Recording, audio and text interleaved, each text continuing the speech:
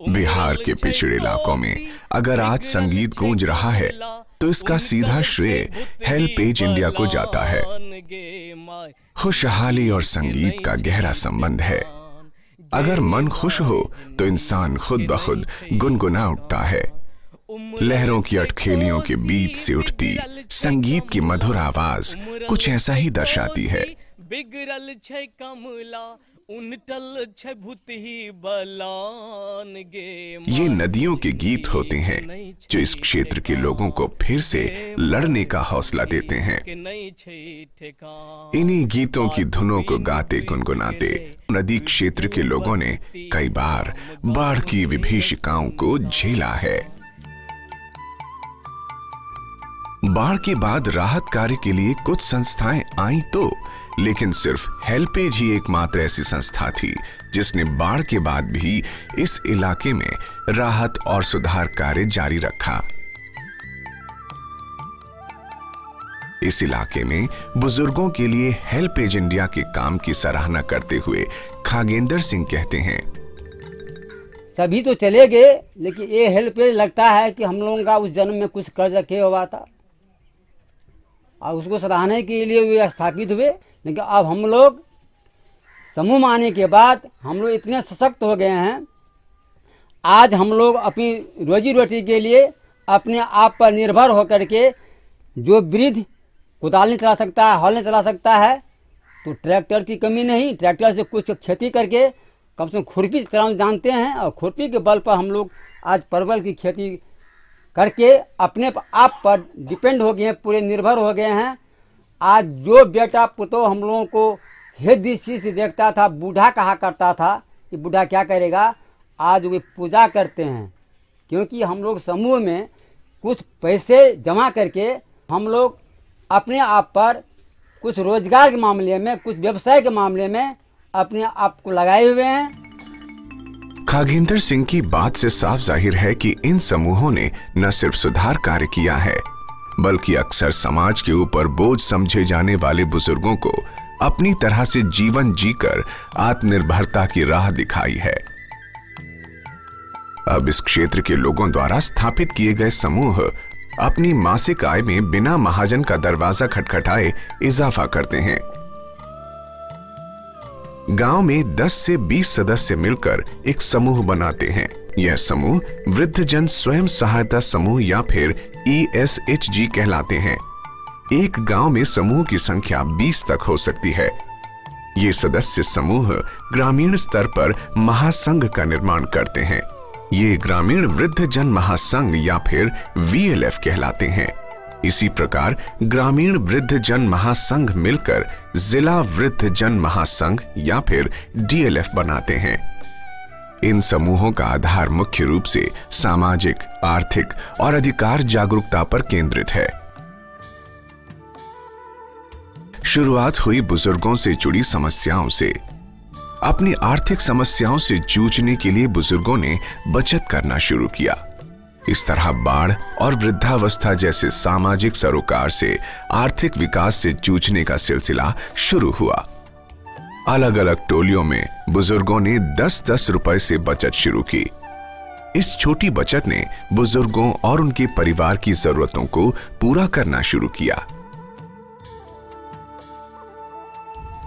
हमारे समूह में 15 सदस्य हैं जो प्रत्येक महीने 30 रुपए जमा करते हैं। अभी तक हम लोग 10,000 रुपए जमा कर चुके हैं, जिससे लगभग 5,000 रुपए ब्याज एवं अन्य लाभ हुआ है। हेल्पेज इंडिया से भी 15,000 रुपए व्यवसाय हेतु मिला है, जिससे हम लोग चावल का व्यवसाय करते हैं। इस पैसे से हर एक महीने में 2 बार चावल लाते हैं और समूह के सदस्यों तथा अन्य ग्रामीणों को बेच देते हैं। इसमें समूह को 100 रुपए प्रति क्विंटल का लाभ होता है तथा हम लोगों को भी 100 रुपए प्रति क्विंटल की कम भाव पर चावल मिल जाता है। हम लोग बुजुर्ग हैं और काम करने में असमर्थ हैं, इसलिए चावल खरीद बिक्री का काम ही करते हैं। इसी समय बुजुर्गों के इन स्वयं सहायता समूह और उनकी क्षमता अनुसार आर्थिक सहयोग देकर बदलाव एवं विकास के नए रास्ते को अपनाने के लिए प्रेरित किया। आज सुपौल, मधुबनी और दरभंगा जिले के कुल 4400 बुजुर्गों के स्वयं सहायता समूहों की कुल राशि लगभग 1 करोड़ रुपए है।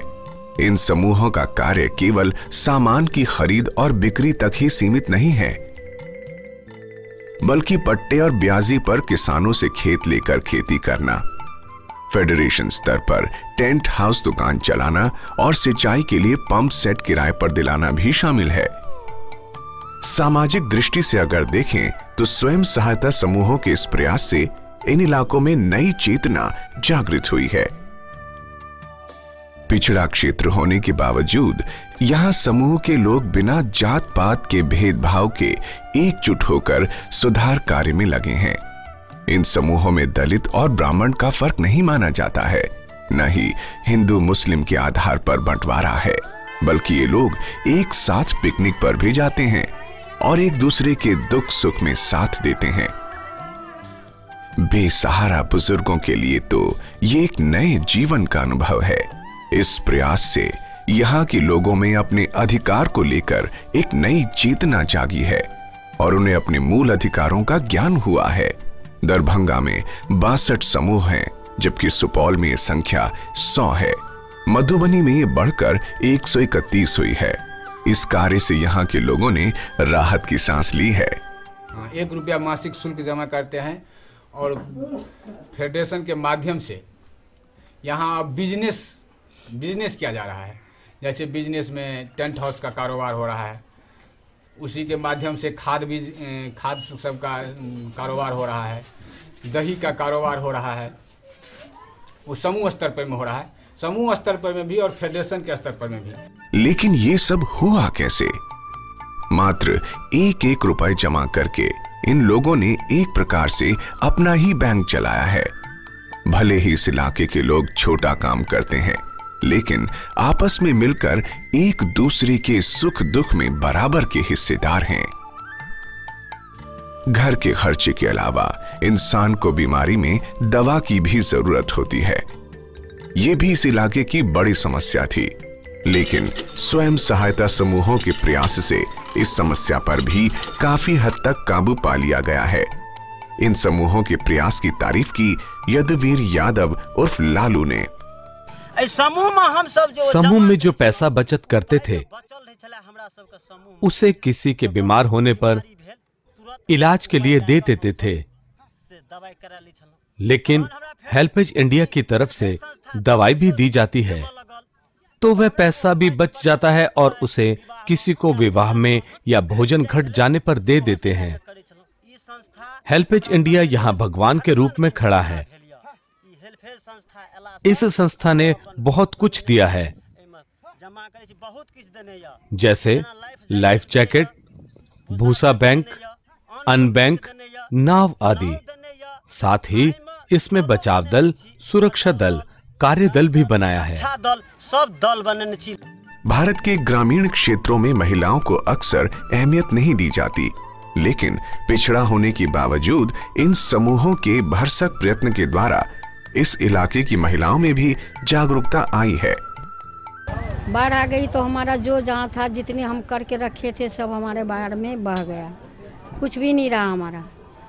फिर बाद में हम उसको 1 साल के बाद में हम हेल्प इंडिया में जुटे तो उससे हम 3000 रुपया उधार लिए ब्याज में। 3 रुपया ब्याज पर हमको मिला। उससे थोड़ा बढ़ाते अपना भी पूंजी बनाए, अपना भी कुछ संपत्ति बन गया। बेटा था, छोटा था, उससे शादी ब्याह भी किए, अपना गुजारा बसर किए, थोड़ा पूंजी भी बना लिए। फिर उनको ब्याज भी लौटा दिए, पैसा भी लौटा दिए। अभी अपना थोड़ा बहुत पूंजी बना लिए हैं, उससे गुजारा कर रहे हैं। अपना ऐसे उसे इधर उधर चल रहे हैं, थोड़ा अपना घर संसार अच्छा से चल रहा है। सामाजिक और आर्थिक लाभ के अलावा इन समूहों ने इस इलाके में आपदा से निपटने के रास्ते भी दिखाए हैं। लाइफ जैकेट, मेगाफोन और लाइफ बोट आपदा प्रबंधन समिति के लिए बहुत ही लाभदायक सिद्ध हो रही है। अब यहाँ के लोगों को विश्वास है कि डूबने जैसी दुखद घटना होने पर उनको बचाने के लिए कोई उनकी आवाज सुन सकता है। बिहार के ग्रामीण क्षेत्र को देश का पिछड़ा इलाका समझा जाता है, लेकिन अगर हेल्पेज इंडिया की मुहिम जारी रही तो जल्द ही यहाँ की तस्वीर बदल जाएगी। बाध बीन डूब गेले बसती, गाम गाम भेल सुनसान है। बाध बीन डूब गेले बसती, गाम गाम भेल सुनसान। मटिया के तेल बिनु जोत भले सपना, मटिया के तेल बिनु हो, मटिया के तेल बिनु जोत भेलै सपना, नूनो के भऽ गेलै टान गे माय, जिंदगी के नहीं छै ठेकान गे माय, जिंदगी के नहीं छै ठेकान। उमरल छै कोसी बिगड़ल छै कमला, उमरल छै कोसी बिगड़ल छै कमला, उनटल छै भुतही बलान गे माय, जिंदगी के नहीं छै ठेकान।